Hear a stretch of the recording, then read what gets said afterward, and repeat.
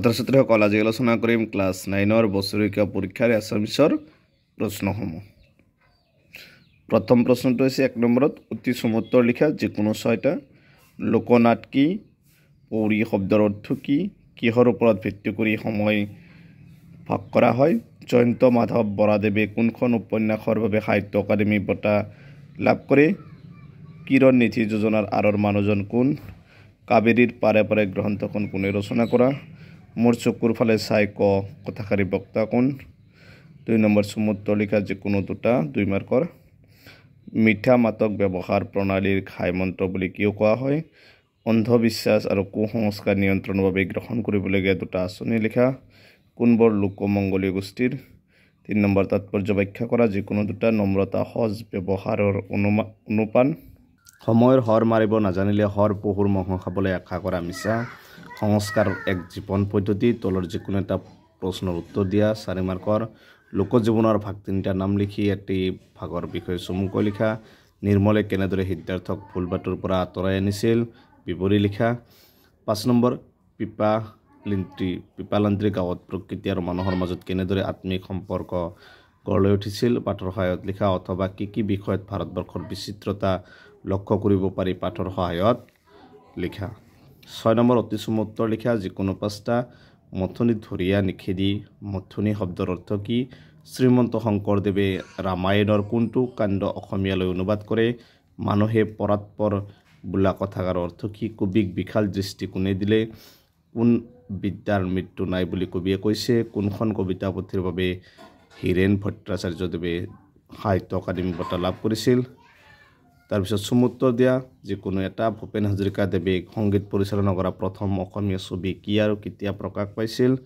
ভাল গীত আৰু ছবিৰ মহত্ব কেনেকুৱা? কীৰ্তন ঘোষা বা হীৰেন ভট্টাচাৰ্যৰ বিষয়ে এটি টোকা লিখা।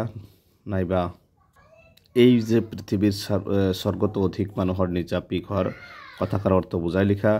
তাৰপিছত 9 নম্বৰ তলত যিকোনো এটি কবিতাৰ মূল ভাৱ লিখা। 4 মাৰ্ক আছে মানৱ বন্দনা গীত আৰু ছবি প্ৰসংগ সংগতি দৰ্শাই ব্যাখ্যা কৰা যিকোনো এছোৱা। 4 মাৰ্ক। বৰ্জৰ ব্ৰজনে বক্ষ উজাৰি ক'লে তোমাৰ কাম্য কি কোৱা? মই ক'লো বজ্ৰ তোমাৰ শক্তিশালী উদ্যত কণ্ঠটি দিয়া। 6 নম্বৰ অনৈক্যৰ মাজত ঐক্য সেই বিৰোধৰ মাজত সংহতিৰ সম্ভাৱনা হৈ মই আছো। 11 নম্বৰ নিৰ্দেশ অনুসৰি তলৰ প্ৰশ্নবোৰ উত্তৰ দিয়া। উত্তৰ কৰা। তলৰ শব্দকেইটাত মধ্যাহ্ন বা মধ্যাহ্নখ হোৱাৰ কাৰণ দৰ্শোৱা যিকোনো এটা। কৃপণ সুষম। 6 নম্বৰ সন্ধি ভাঙা যিকোনো এটা। প্ৰত্যুত্তৰ নিৰ্ণয়। 9 নম্বৰ বিপৰীত শব্দ লিখা যিকোনো এটা। তিৰোভাৱ।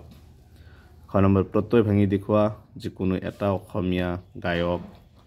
12 নম্বৰ তলৰ যিকোনো 3টা প্ৰশ্নৰ উত্তৰ লিখা। 6 মাৰ্ক আছে 2 মাৰ্কৰ। অনুৰূপ শব্দ কাক বোলে উদাহৰণ দিয়া। দ্বন্দ্ব সমাসৰ ওপৰত এটি টোকা লিখা। উদাহৰণৰ সৈতে জুৰীয়া শব্দৰ সংজ্ঞা দিয়া। অৰ্থ প্ৰকাশ হোৱাকৈ বাক্য সাজা 2টা। বুকুৰ কুটুম ধোধৰ পচলা হাত ঘাটৰ চেঙেলা হাত টান। ভাৱ সম্প্ৰসাৰণ কৰা। 100 গৰু মাৰিলে বাঘৰ মৰণ। অথবা 4ৰ্থ পেজৰ পিছত অৰ্থজ্যোতি বিচাৰি প্ৰধান শিক্ষকলৈ এখন আবেদন লিখা। আবেদন পত্ৰত নাম ঠিকনা নিলিখা। 14 নম্বৰ তলৰ যিকোনো এটা বিষয় সন্দৰ্ভত এখন ৰচনা হৈছে তোমাৰ জীৱনৰ লক্ষ্য পুথিভঁৰাল আৰু দূৰদৰ্শন। 15 নম্বৰ তোমাৰ পাঠ্যপুথি বৈচিত্ৰময় অসমত সন্নিৱিষ্ট যিকোনো এটা সংস্কৃতিৰ বিষয়ে চমুকৈ লিখা। 16 নম্বৰ বৈচিত্ৰময় অসমৰ তোমাৰ পাঠ্যৰ অন্তৰ্গত যিকোনো 2টা সংস্কৃতিৰ বৰঙণি যোগোৱাৰ দুগৰাকী ব্যক্তিৰ বিষয়ে লিখা। খ নম্বৰ দিছে অতি চমুত্তৰ দিয়া যিকোনো 4টা। মাধৱ কন্দলী কোন শতিকাৰ কবি? শোক কবিতাটো ক'ৰ পৰা লোৱা হৈছে? নিকাৰ শব্দৰ অৰ্থ কি?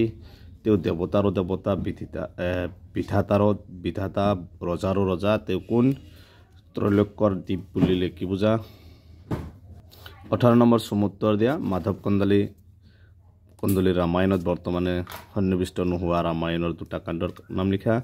কবিৰ মতে কোনবোৰ লোকৰ সুখৰ ওৰ নপৰে? শ্ৰীকৃষ্ণই গোপীৰ মুখত কিয় লবনো সানি দিছিল? সন্মান মানে কি? পাঠৰ আধাৰত লিখা। উত্তৰ লিখা যিকোনো এটা। গধূলিকা বেলা শ্ৰী দেখিলা লংকাৰ।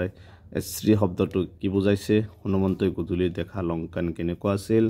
শোক কবিতাটোৰ মূল কথাখিনি লিখা।